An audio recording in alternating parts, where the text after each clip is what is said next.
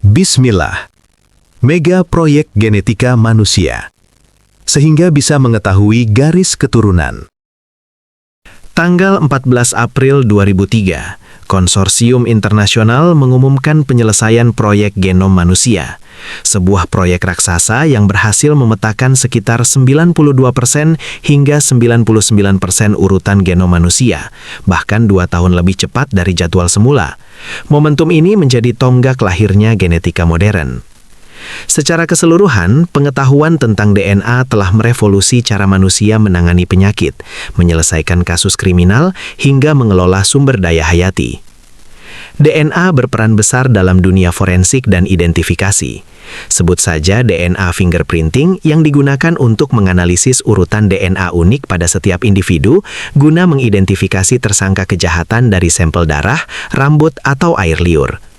Di bagian ini pula dikenal istilah tes paternitas yang lebih berfokus pada upaya tes DNA untuk menentukan hubungan biologis antara orang tua dan anak.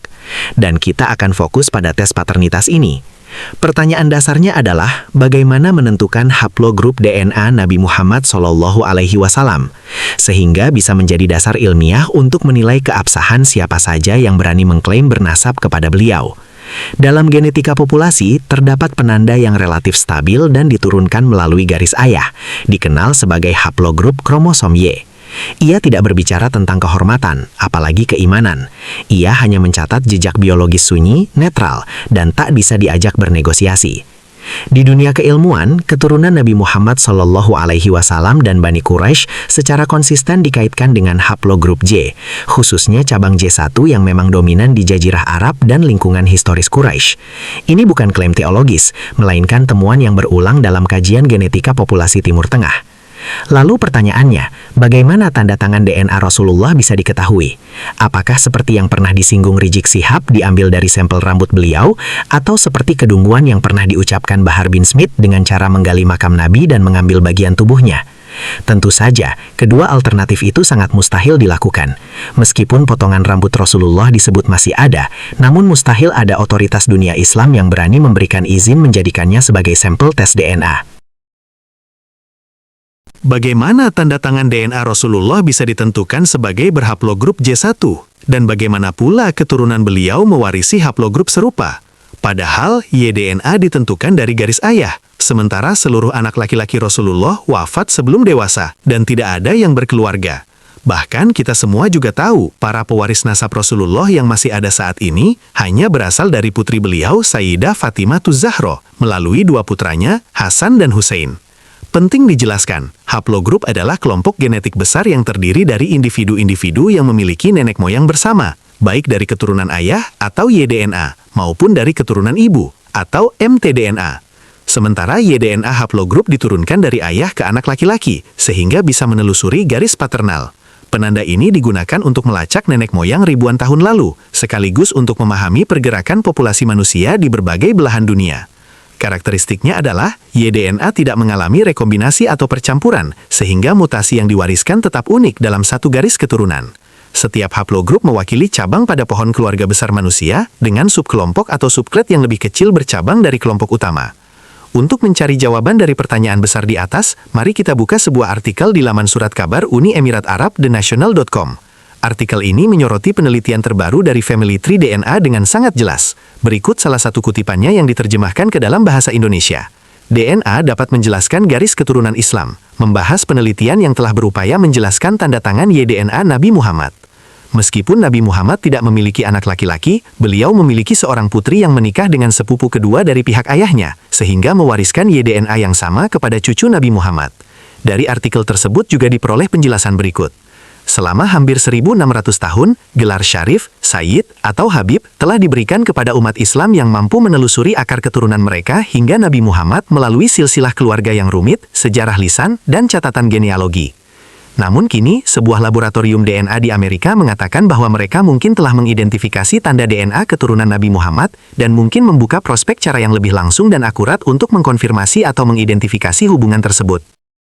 Perlu dicatat, selama ratusan tahun, bahkan lebih dari 1.000 tahun, sumber otentikasi nasab hanya bertumpu pada tradisi lisan, ditambah catatan yang mereka anggap akurat. Namun, dari berbagai manuskrip yang ada, nyaris tak ada satupun yang memiliki otentikasi langsung dari sumber awalnya, yakni Hasan dan Husain sebagai cucu langsung Nabi Muhammad SAW. Kesimpulannya, tidak akan pernah terbukti 100% bahwa suatu klan benar-benar keturunan Nabi. Dan tentu saja, seperti yang diketahui oleh para ahli nasab, hampir tidak ada kesimpulan tentang leluhur yang bisa terbukti 100%, terutama ketika kesimpulan itu setidaknya sebagian didasarkan pada catatan lisan dan tulisan. Terlebih bila manuskrip tersebut belum ditahkik, belum diverifikasi, dan belum disandingkan dengan data sebanding. Dari titik rapuh inilah lahir sebuah langkah besar, yakni proyek DNA Syarif di Family Tree DNA. Dan perlu digarisbawahi, proyek ini bukan proyek sembarangan, bukan pula proyek orang iseng. Ada dukungan dari pihak-pihak yang mempunyai kepentingan sejarah, martabat, bahkan legitimasi politik.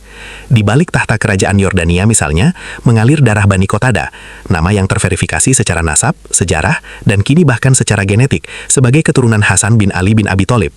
Lalu di Afrika Utara, sejak abad ke-17, Maroko diperintah oleh dinasti yang berasal dari keturunan Nabi Muhammad SAW juga melalui garis keturunan Hasan. Klaim keturunan Nabi dalam sejarah kerajaan Maroko bahkan tercatat pada dinasti-dinasti sebelumnya, seperti dinasti Saadi dan pemerintahan awal Maulai Idris pada tahun 788 Masehi. Dua keluarga kerajaan inilah yang memiliki jasa dan andil besar dalam dukungan terhadap proyek DNA Syarif di Family Tree DNA. Proyek DNA Syarif di Family Tree DNA berisi informasi sebagaimana kutipan berikut. Kaum Syarif adalah orang-orang yang mengaku sebagai keturunan Nabi Muhammad melalui dua putra dari putri beliau Fatimah, yaitu Hasan dan Husain. Keturunan Hasan dan Husain putra Ali bin Abi Thalib tersebar di seluruh dunia, khususnya di dunia muslim, dari Indonesia hingga Maroko. Sebenarnya ada ratusan ribu yang mengaku sebagai Syarif. Beberapa di antara mereka memiliki banyak dokumen silsilah yang diwariskan dari ayah ke anak dan berisi banyak data tentang pohon silsilah. Dari proyek inilah tanda tangan DNA Nabi SAW ditetapkan sebagai haplogrup J1. Terkait kesimpulan tersebut dijelaskan sebagai berikut. Nabi Muhammad tidak memiliki putra yang masih hidup hingga dewasa. Tetapi putrinya Fatimah menikah dengan sepupu kedua dari pihak ayahnya, Ali, dan memiliki dua cucu laki-laki, Hasan dan Husain. Keduanya memiliki garis keturunan laki-laki yang dapat ditelusuri. Karena Ali dan Nabi Muhammad memiliki kakek yang sama, DNA ayah mereka pasti identik. Dengan kata lain, kunci YDNA itu tidak dicari dari tubuh Nabi, melainkan dari jalur laki-laki keluarga dekat beliau yang masih satu garis leluhur. Hari ini kita tahu klan Ba'alawi yang mengklaim sebagai juriyah Nabi ternyata berhaplogrup G, dan dari sinilah ironi itu berdiri telanjang. Sebelum terjadi kehebohan polemik nasab yang dipicu oleh hasil penelitian Kiai Haji Imaduddin Uskuan Al-Bantani, Rizik Syihab justru menegaskan pentingnya tes DNA untuk mengetahui mana Habib palsu dan mana Habib yang asli. Rizik Syihab secara tegas menyatakan bahwa tes DNA dapat dijadikan alat bantu ilmiah untuk memverifikasi garis keturunan Nabi, bahkan menyebut bahwa DNA rambut Nabi bisa menjadi bukti kesamaan unsur genetik. Namun belakangan ketika polemik nasab semakin memanas, lewat menantunya, Rizik Syihab justru mengharamkan tes DNA. Ruang publik keagamaan akhirnya digunakan sebagai ajang penolakan terhadap tes DNA yang dikemas sebagai sikap ideologis. Tes DNA dituding sebagai produk barat yang dianggap mengancam tatanan nasab, seolah-olah ilmu pengetahuan memiliki kewarganegaraan dan kebenaran boleh ditentukan oleh asal-usul laboratorium. Padahal, dalil penolakan semacam ini sejatinya hanya berhenti di mimbar dan tidak pernah benar-benar turun ke praktik hidup. Teknologi barat dipakai tanpa ragu, mobil, pesawat, ponsel pintar, hingga media sosial bahkan untuk menyampaikan pelarangan tes DNA itu sendiri. Di titik inilah penolakan tampak selektif yang menguntungkan diterima yang berpotensi membongkar kepalsuan klaim nasab ditolak dengan dalil haram. Pada akhirnya, tes DNA bukan ancaman bagi iman, tes DNA hanya ancaman bagi kebohongan.